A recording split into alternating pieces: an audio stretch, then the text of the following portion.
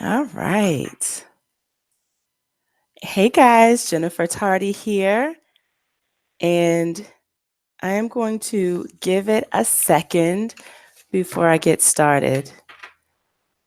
Once you hop on, shoot me a quick message over in the group chat. Let me know your name, your location, and that you're here. And then we'll get started.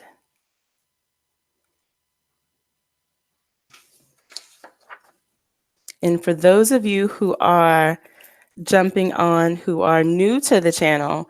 So I'm Jennifer Tardy again. I am a career success coach. I'm actually your career success coach. And for those of you who've been rocking with me for a while, I sincerely appreciate you.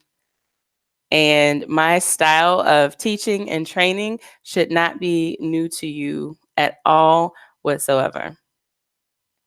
All right, so I'll give it a second.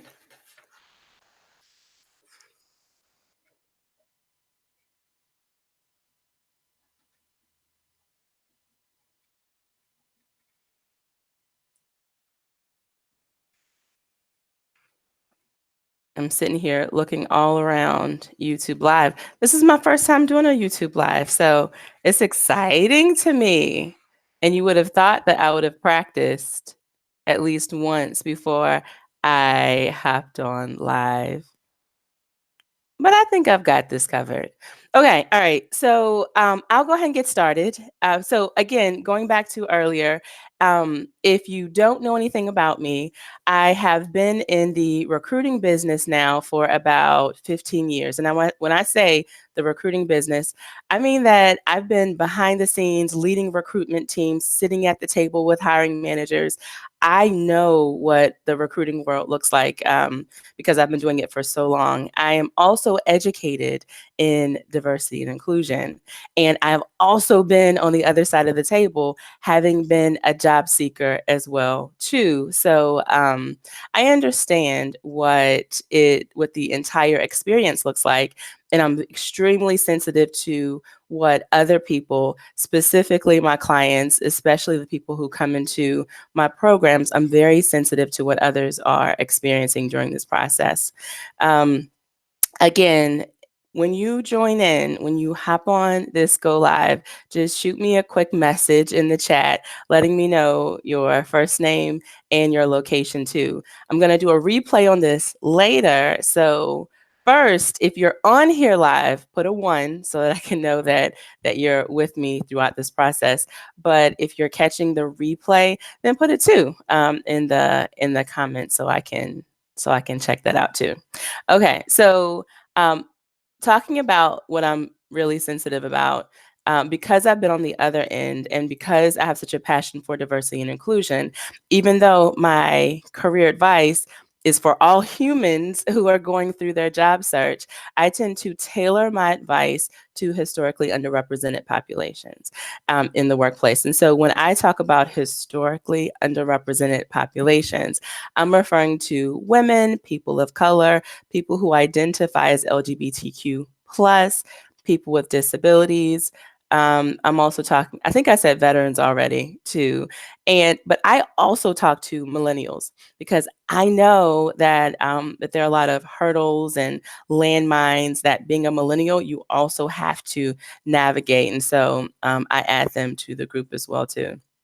And so you'll always notice that I give career advice, but I'll add on that extra layer, which is my career success bonus tip for underrepresented populations. Now, everything that you need to know about me, you can find on my website, which is jennifertardy.com, jennifertardy.com. And I'll put it over in the chat box as well, too, so that you can see it there. Okay. All right. So something that you should know. So I mentioned before, this is my first time going live on YouTube Live. My intention, my plan is to go live every day for the next 7 days. This is all in celebration of open registration for our OMJS program. And when I say OMJS, I'm referring to our Offer Magnet Job Seeker program. And it's a program that infuses coaching, a course, and community. So coaching, a course, and community, all to help people to level up on their career, to get to that next level, and I help you do it. And so for anyone who's watching these videos over the next 7 days, if you get everything that you need from these videos or from the channel, the Career Success channel, that is awesome. And I hope that you can, and I hope that you use it to level up your career. But anyone who wants to work with me further and go deeper in training and join our OMJS community, all you need to do is go to jennifertardy.com/OMJS. And let me put that in there too. You guys didn't know I could type so fast, huh? There we go. All right, so that's over in the chat box as well. So jennifertardy.com/OMJS. Okay, now going back to the 7 days. 7 days of going live, 7 days of training, and I call it 7 days, 7 ways to get closer to becoming an offer magnet. And today we are going to talk about what type of job seeker are you? And here's my quick disclaimer, and you really need to hear this. If your career is on track and if you already have nothing but career success, I mean, you already are a magnet to receiving offers, then today's training isn't really for you. It's great if you want to hang with me, that's fine, but today's training really isn't for you. Now, for everyone else who feels like something is going wrong during my job search, this training is for you. And so this is all about what type of job seeker are you and what's been blocking your career success. And I want everyone, so in order to really get the most out of today's training, take my quiz. Now, this quiz is aligned to this training is what type of job seeker are you? So once you take the quiz, it's a 60-second quiz. I want to hear what your results are, what job seeker category you fell in. There are seven categories of job seekers that I see most often who come to work with me, who are great in the OMJS community, and I'm going to spend today walking through them. I'm going to walk through them first at a high level, and then I'll, go a little more into detail. And if people have any questions along the way about a specific job seeker type, if it's you, I'm happy to answer any questions. So just know you do not have to wait until the end to ask me some questions. You can ask me throughout the process. And for those of you who are like, Jennifer, what quiz are you possibly referring to? I'm going to put it over in the chat box. Okay, so let me put this over in the chat box. And let me put, take this quiz first. Okay, so take this quiz first. You go to jennifertardy.com/quiz. Again, it's a 60-second quiz. It's going to deliver to you your results.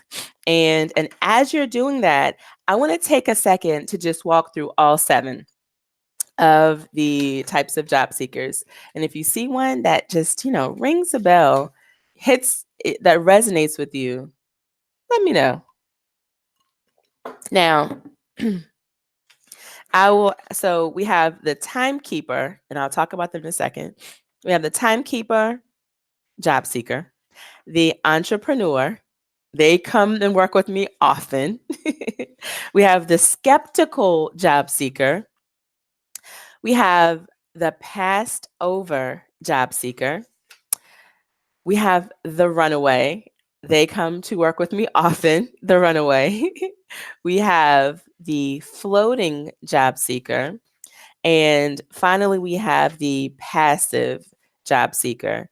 And so let me just start at the beginning in talking about the timekeeper. Now, the timekeeper is the person who knows, like, they just know that the job that they are in isn't the job for them. And it doesn't matter the reason.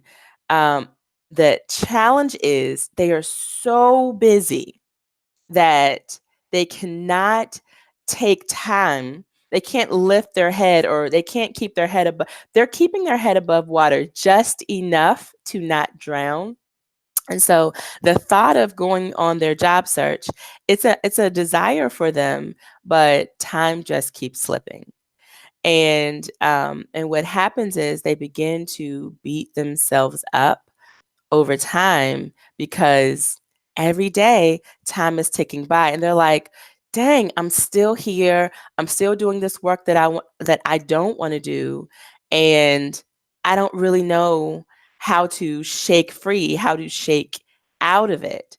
And so in each of these job seeker types, I also share what your biggest fear typically is. So, clients who come to me who are in the timekeeper type or category, their biggest fear, what's really blocking them from career success, is that they fear that the time that they spend away from their day to day job in searching for a new job is going to negatively affect them on the job.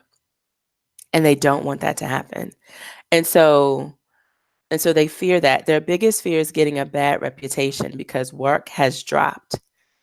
Another really big block for them is that when they see applying for a new job, they see it as a whole new job in and of itself. And so now they already are just jam packed with stuff going on in and outside of work, that the last thing that they want to do is add on what they feel will be more stuff to do around their overall job search. And so a typical job search for them is extremely inconsistent. And they may apply to a job here or there. If a call comes through with a recruiter, they may, take it and keep running with it, but they never have time to follow up. They don't have time to really get engaged in the hiring process. And so, like I said before, what their job search tends to look like is because of the inconsistency. If they don't hear anything back, then what do you think they're going to start doing? They're going to start beating themselves up over the process. And the more they beat themselves up over the process, the more they start feeling like, God, like, what am I doing? What's wrong with me? Okay. And so if you are the timekeeper, here is some advice that I have for you. And I call it giving yourself permission to stop and go. As a timekeeper, yes, I know that people depend on you. I know that you have a great reputation. I know that you don't want to ruin or spoil that reputation at all. But give yourself permission to stop and go. Tell yourself that it is okay to stop working at a certain time, and it's okay to go all in and work at certain times. And so I've sort of been there myself before, where I've had to say to myself, it is okay if I choose to work all day Saturday because I need to keep up, stay up, get work done, but I'm not going to work on Sundays.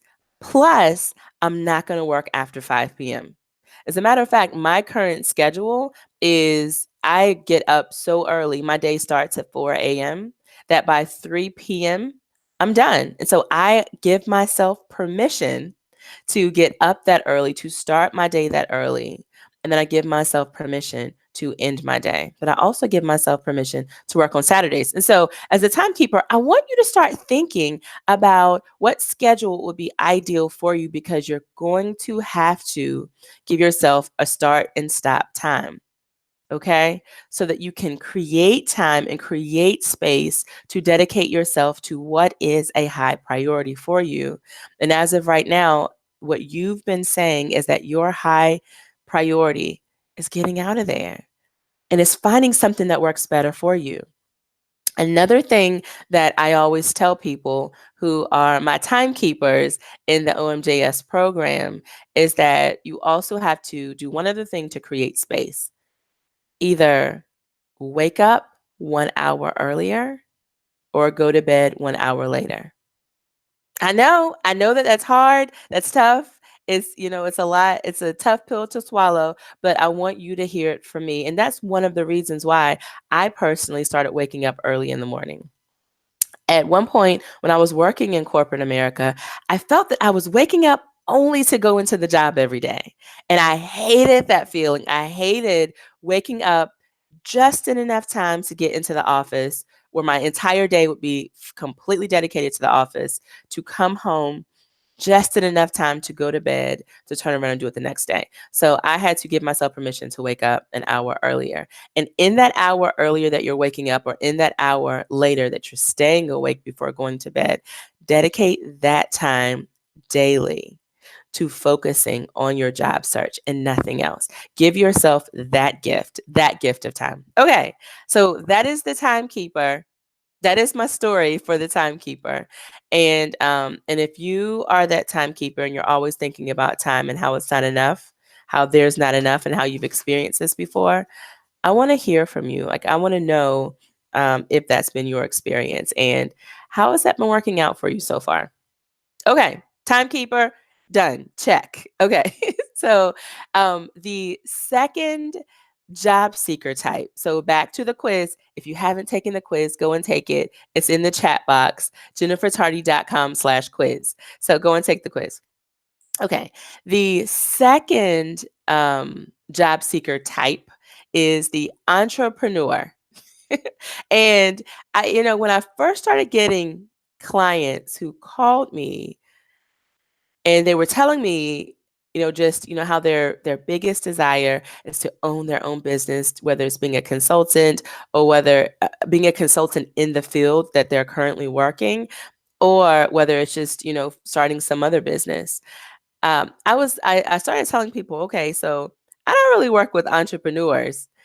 But then I started realizing that that was half of my clients. And at one point in my own career, that was me as well too. I was the entrepreneur, and I saw myself in a lot of people who were calling me. And so one of the first things, and I'll explain what the entrepreneur looks like in a second, but one of the first things that I had to do with an entrepreneur was to allow them to be at peace with saying it out loud that I desire to work for myself. So, because oftentimes by the time an entrepreneur comes to me, they feel like they shouldn't have that desire. And because everyone in their entire life has been saying, you should go work for an employer. Working for an employer is the right thing to do. That's where you need to be. You'd be crazy to go work out on your own. And so oftentimes by the time they come to me, I have to get them to acknowledge what's already been inside of them already. Okay, so let me explain the entrepreneur to those of you who feel like this could be you. Now, with the entrepreneur, you have a job, but you feel completely out of sync and out of alignment, and like a fish out of water. You know that you don't belong where you are, but you also know that you don't want to go anywhere else. And so it feels kind of defeating to you, the thought of even starting a job search, because why would you go to a job search? Why would you go on a job search? Your number one challenge right now is that you really want to work for yourself. Like, that is what you really want to do. Yet you've been spending all of this time trying to or trying to make the best of working in corporate America. And so the challenge with the entrepreneur is that what you're doing today isn't what you want to do, because ultimately you want to be an entrepreneur.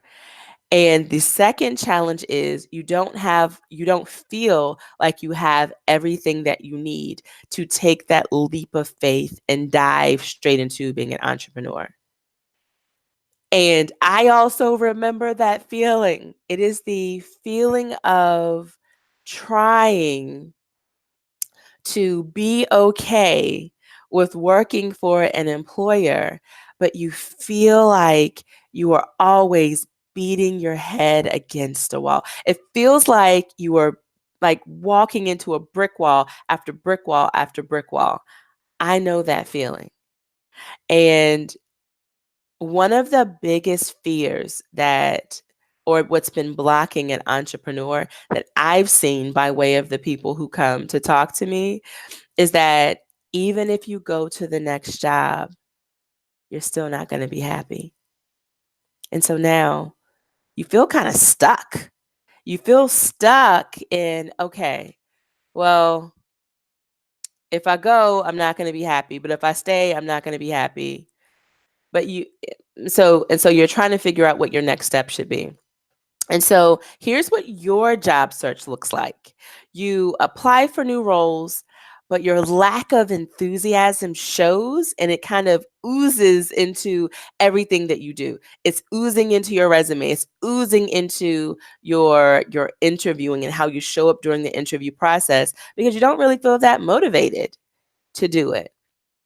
And so one of the things that I share with people who come into our OMJS community is that as an entrepreneur, it is completely okay to work for an employer until you are ready to fully go out on your own, until you have your ducks in a row.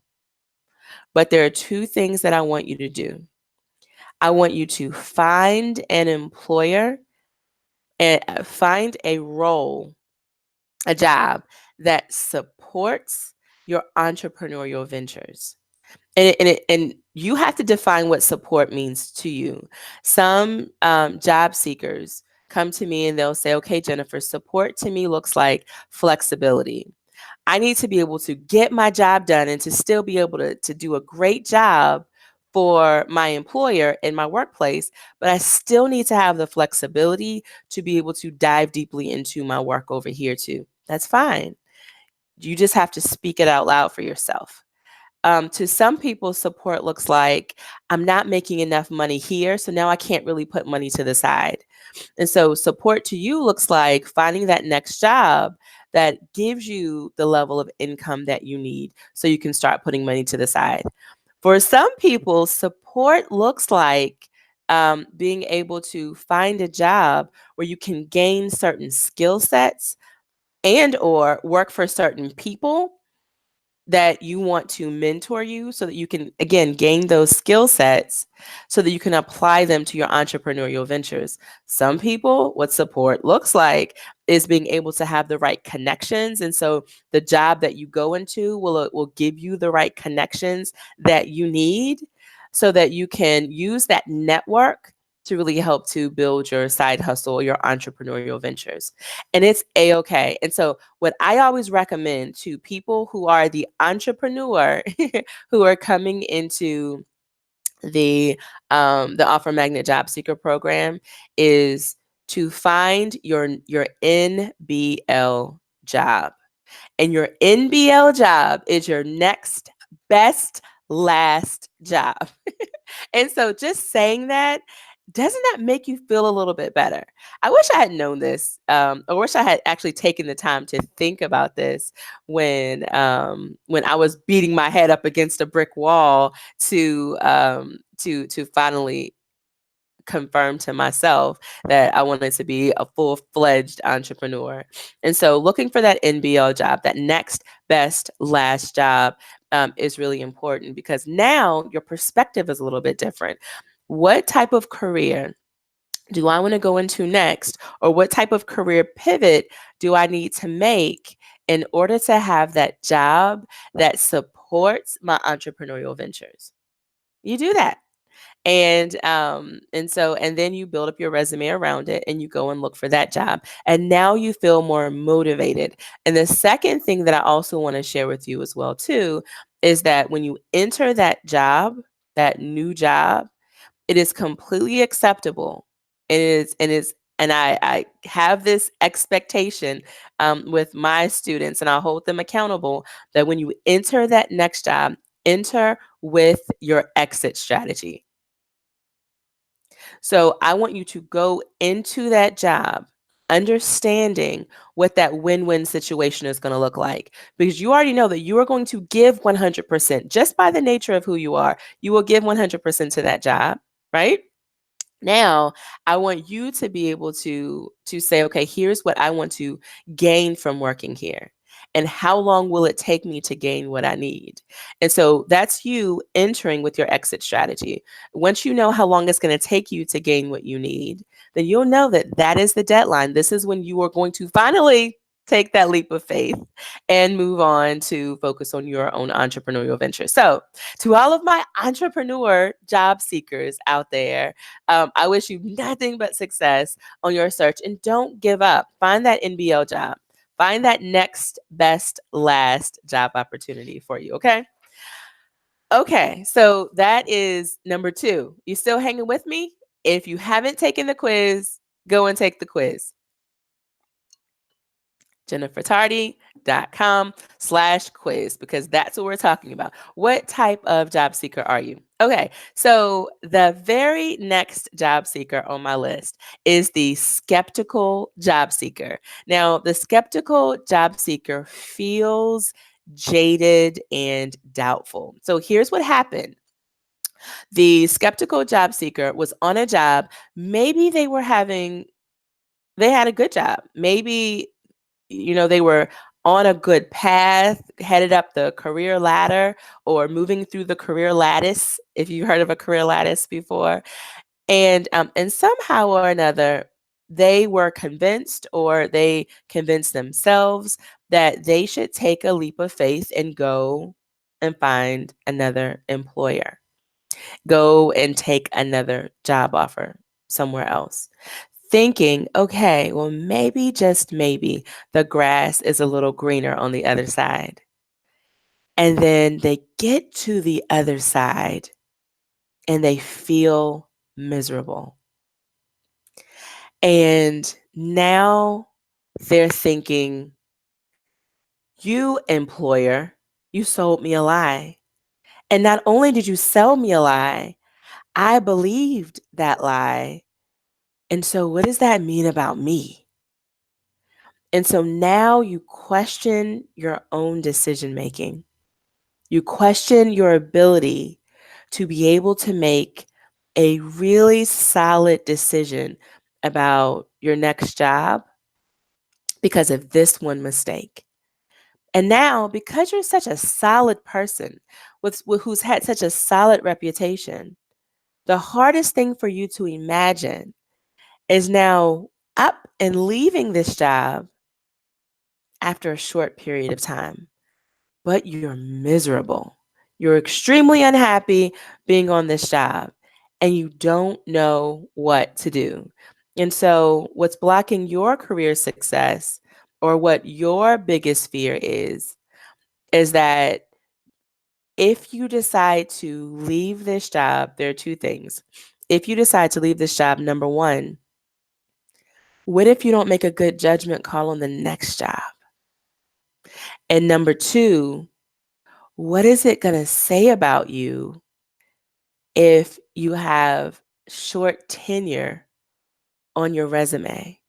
And so, again, you're worried about your reputation and you're worried about your overall decision making. And so, here's what your job search typically looks like. You rarely pull the trigger. You'll look at job postings, you'll look at them over and over and over again. But if you see one thing written wrong in the job posting that you don't like, you'll say, nope, nix, not going to go to that job. I don't want to do this. And so you don't do it. And so you rarely pull that trigger. You're so fearful of making the wrong decision again. And so when people come to me through the OMJS program, we'll talk about those fears. And oftentimes I have to share with people two things. Number one, you made the best decision based on the information that you had. And odds are most people who had that same information probably would have made the same decision. So find peace with that and find a way to forgive yourself for that decision. And number two, your next job search, ask more questions and ask extremely intentional questions. Ask win-win questions. So when I say a win-win question, ask a question that knocks your interviewer socks off and at the same time can give you a deep level of insight on that organization. Ask those types of questions. As a matter of fact, I don't have the link right now, but I'm going to take a link and I'm going to put it in the description below this video on one of my free guides. I have this free guide called 10 Amazing Questions that you can ask an employer during an interview. And those questions, it's going to give you those win-win scenarios where they're going to love the question. And then at the same time, you're going to gain a lot of insight. And so the more information that you now have, the better you will be able to make an informed decision on if you decide to take that opportunity. Okay. And another thing too that you're not going to see when you look at your results for the skeptical job seeker is this. I want you to be very, very honest about what your needs are for a job. And what happens is we already know what our needs are, but we don't often communicate those needs to the employer. And if we do communicate those needs to an employer, it's often in a very reactive way because things are going wrong and we need the employer to fix it. It's rarely in a proactive way, and it's really at the right time. I tell people within my tribe, within this community, all the time that if you know what your needs are, your top 3 needs should be non-negotiable for an employer. For instance, if you need to have flexibility in your day, don't hide away from that and say, oh, okay, well, let me go in and let me show and prove, and then I'm going to ask for flexibility. No, when they extend you an offer, and if working remotely a couple of days a week is something that's really important to you, have that conversation at that time before you go into the employer. Because I find that it happens over and over and over again that if you don't have the conversation about your needs, this is what will make you end up being a skeptical job seeker, thinking that maybe you picked the wrong place or the wrong environment because you didn't ask the right questions up front to gain more insight, and you didn't state your needs up front. You weren't honest with your employer, open and honest with your employer, and odds are you weren't open and honest with yourself, thinking that you could just deal with it. Okay, that's number 3. Moving on. I need to move faster, don't I? Well, if I'm talking about yours, you probably want me to spend more time on it. But I love talking about each of these categories. So the next one that is on my list is the passed over job seeker. And these job seekers, these individuals are people that I actually have to pull into my program. I have to pull them, meaning to convince them that you are enough. You are already enough with who you are, with what you have. You just happen to be under the wrong employer. You happen to be working for the wrong manager. And I'll explain what I mean in a second. And so the passed over job seeker, if you are this person, odds are you probably feel just a little invisible and a little doubtful. You've applied on several occasions to get a promotion within your organization, and you didn't get those positions.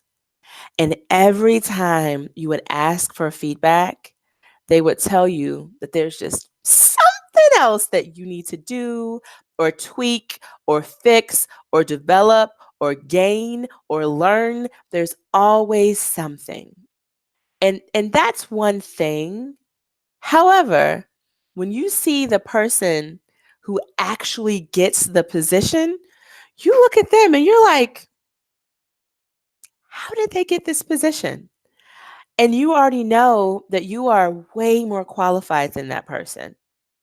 You know that. You've worked right beside this person.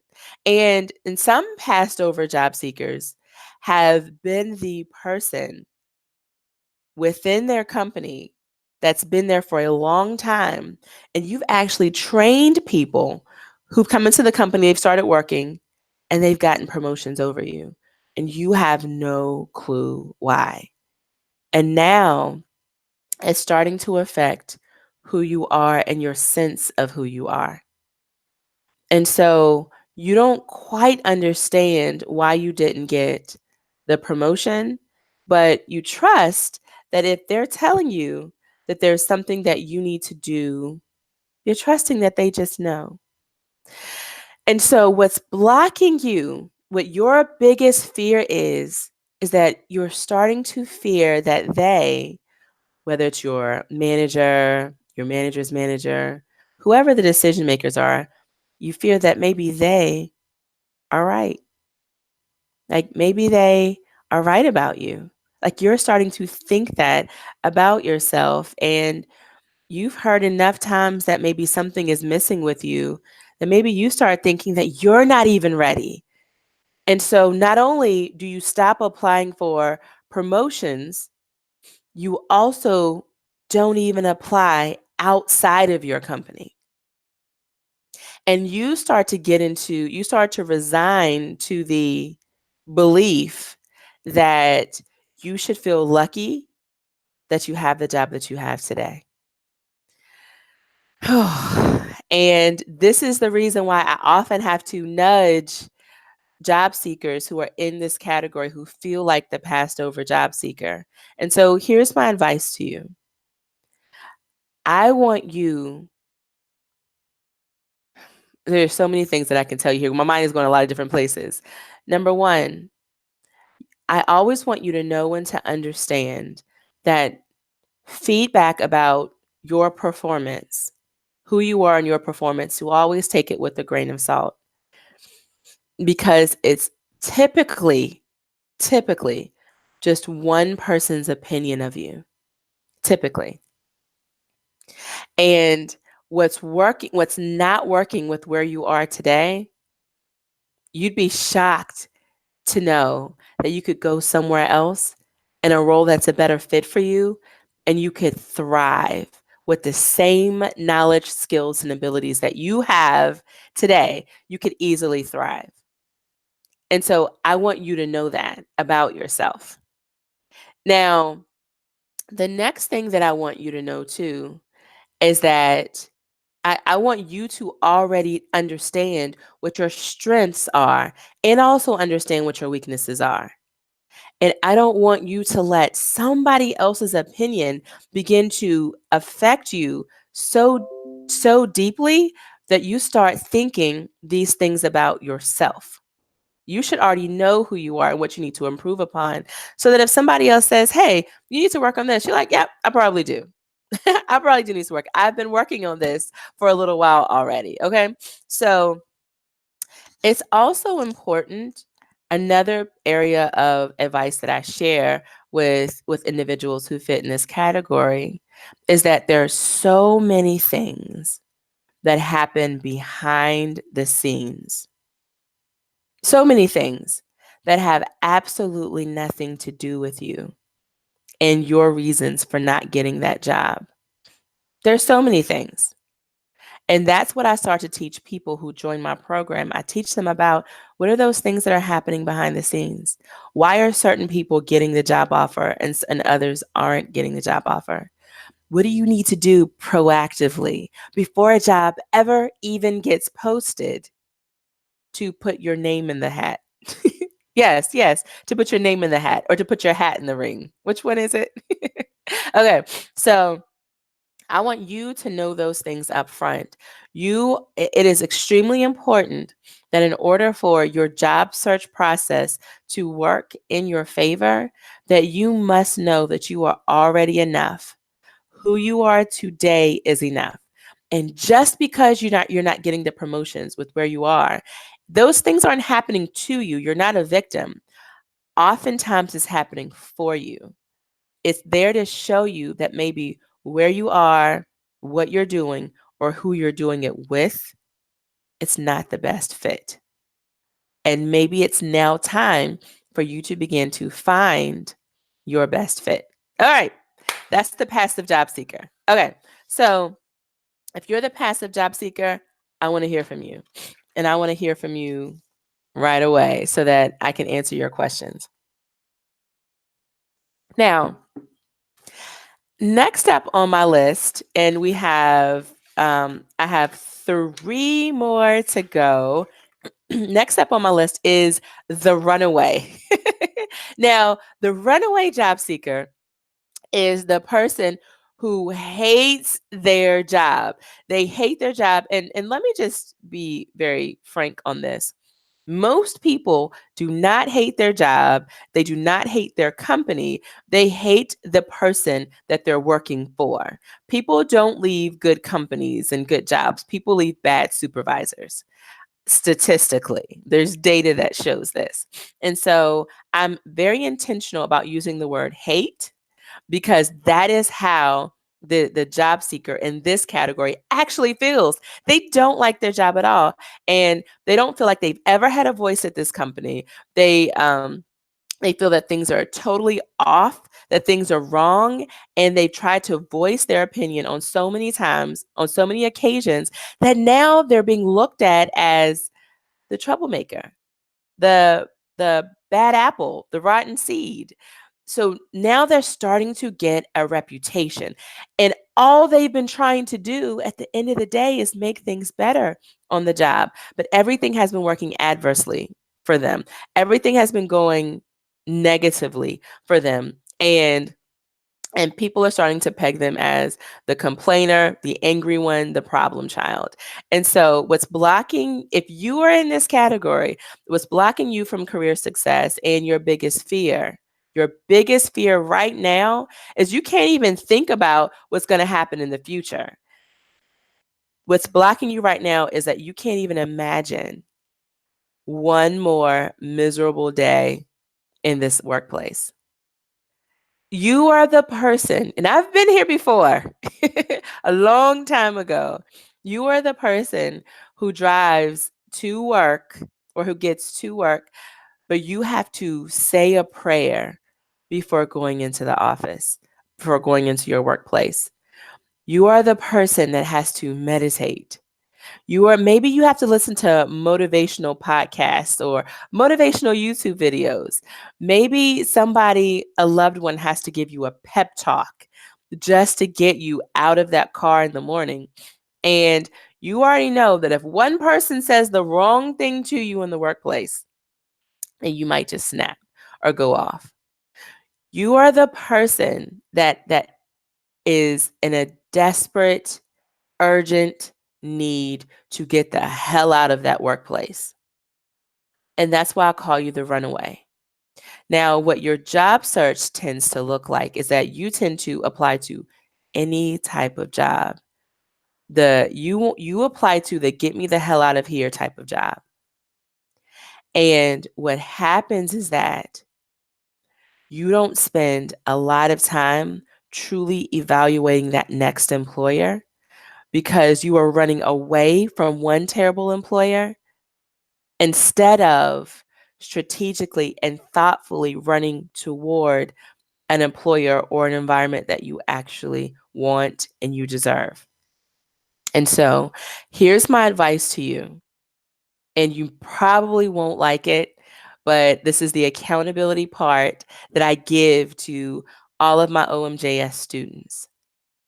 Before you start your job search, I want you to remedy as much as you can the current environment that you're working in so that you can at least create enough space so that you don't mind going into that job.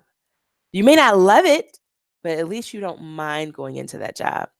And that is going to take some courageous conversations. Now, yes, you may have had a conversation with someone before where you've voiced your concerns and you said, here's the issue. However, did you talk to the right person? Did you talk to the person that can actually affect change? Yes, I know maybe you talked to your boss, but maybe your boss wasn't the right person. And when you talk to that person, and as opposed to only talking about what's causing your misery, did you ever talk to this person about what could cause you to actually enjoy working there? What do you want? Especially when we're the runaway, we know exactly what we don't want, what's not working, who we don't like, why they shouldn't be there, what's making us miserable, what's making us not want to come into the office. We know all of those things and we can rattle those things off very, very quickly. But odds are we've spent so much time in that space of what's making us unhappy that we've not spent enough time in what would make us happy. That is a full conversation to have with the right person. And I can tell you, I've done this over and over and over again with people who've worked on within our community. And they've tried our strategies, and I've actually watched one person get a promotion. I've watched one person get a raise. I've watched one person get the conflicts that they were experiencing remedied. And it's all because they did things the right way, my method, and now they've created time. And now that they've created this time, now we can start on the job search. Because now you're not running away from something, you're moving towards something that is very thoughtful, very proactive, and that has lots of good positive intention behind it.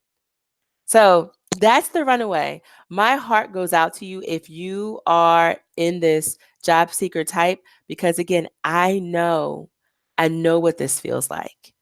I've been that person that I've actually been in the parking garage in tears before because I could not imagine going back into the workplace another day.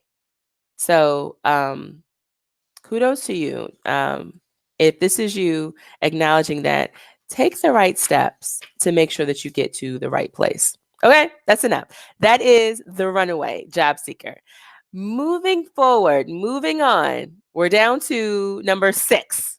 Number 6 is the floating job seeker.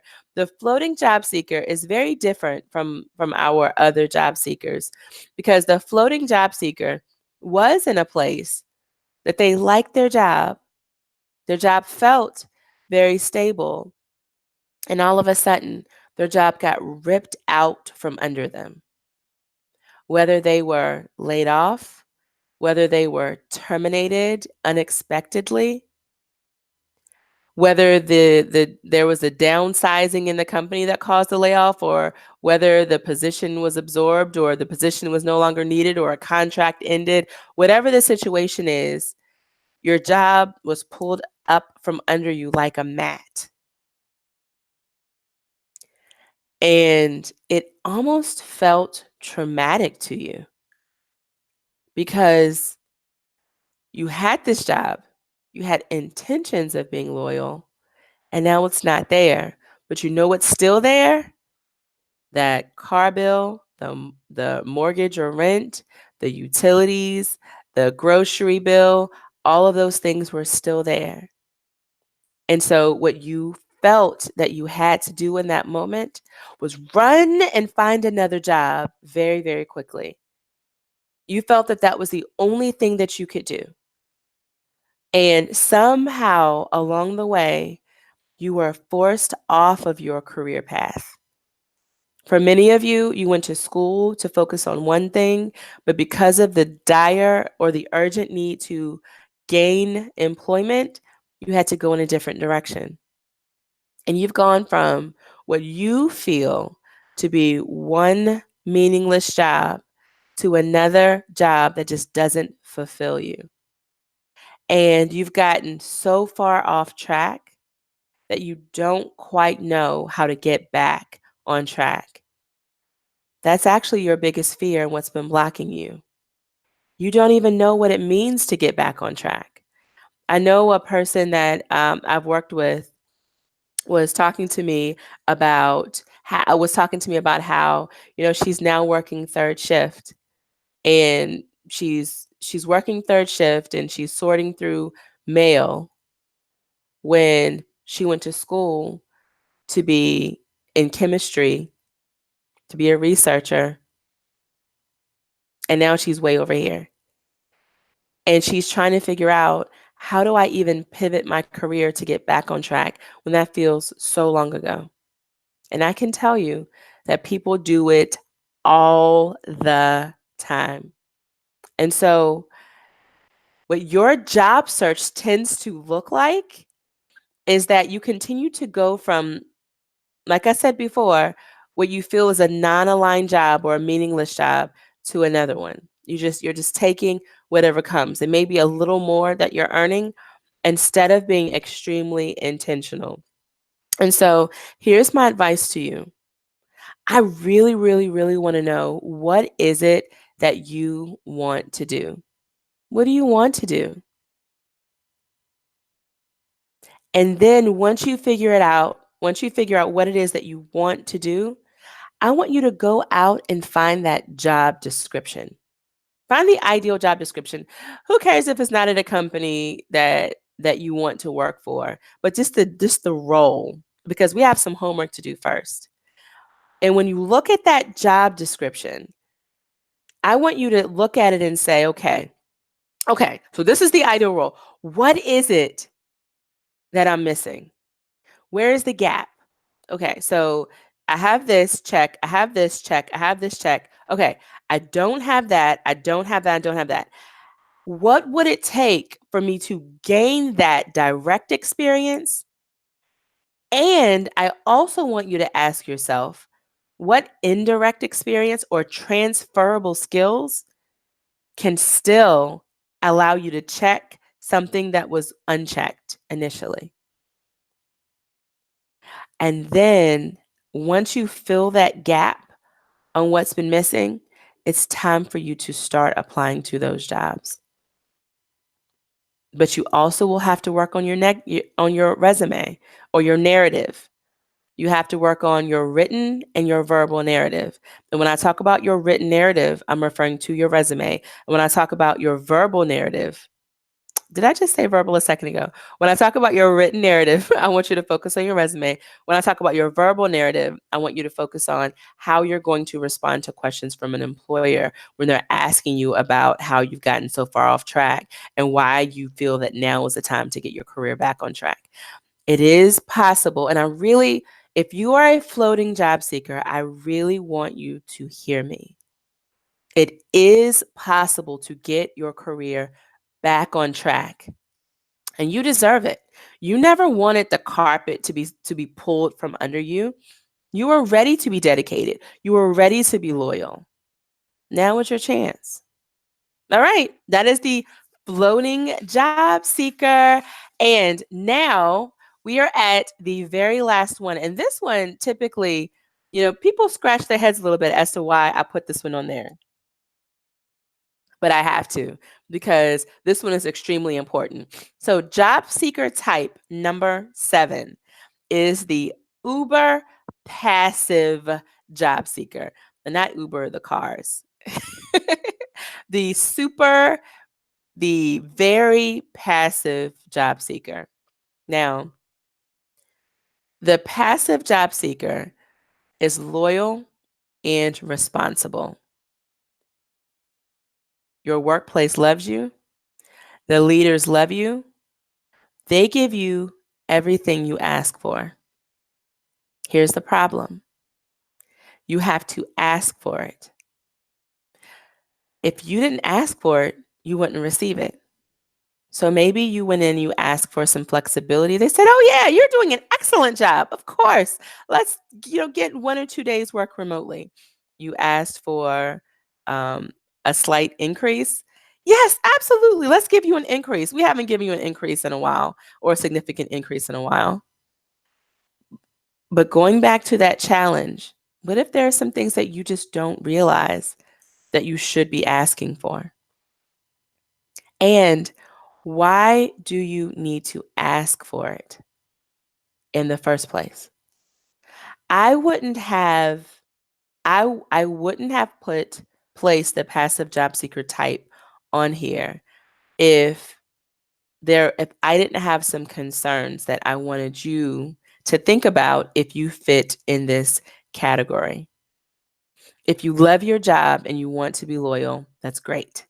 Stay there and be there and remain loyal. There's nothing at all wrong with that. But it is your responsibility to make sure that you are earning what your peers in the market who are doing the same work today are earning. You need to make sure that you are doing your market research periodically. You also need to make sure that you're continuing to sharpen your skills, because what I find happens, and this is especially dangerous if you're working in technology or the software industry, that that yes, they're sharpening your skill set, your skills and your knowledge and your tools with what you need to have with this company. But if this company is antiquated in its technology and its approach, you are going to fall behind your peers who's out there sharpening their knowledge, skills, and abilities. Okay? And so I want you to make certain of this. Now, what typically happens, there are two things that I find that really sneaks up on a passive job seeker. Number one is when you become, because you've been so loyal and you've been working so long, odds are, with your manager, your loyalty isn't just for the organization. You begin to become loyal with your manager, and you probably have a semblance of a friendship. And so now your biggest fear is not just disappointing the organization. Your biggest fear is in disappointing your boss and sometimes your peers. You don't want to let them down by leaving. And so you're putting everyone else first over your own career and your own career path. Okay. And the second thing that I want you to pay attention to is, have you noticed that, if this is applicable to you, when a job does fall in your lap, how your employer, because they love you so much, they want to match that offer. And it starts to make you a little bit upset because you're thinking, why didn't you just give me that up front? Why did I have to get another offer over here for you to tell me that you don't want me to go and for you to match this offer? I find a lot of very passive job seekers, a lot of very angry job seekers who fit in the passive job seeker type. And one thing that I can tell you, which is really, really, really important for you to know, is that companies are not in the business of making you rich. An employer is not in the business of making you rich. As a matter of fact, the opposite is true. An employer's responsibility, as one of their many goals, is to manage the budget. And salaries tend to be the highest cost of any working budget.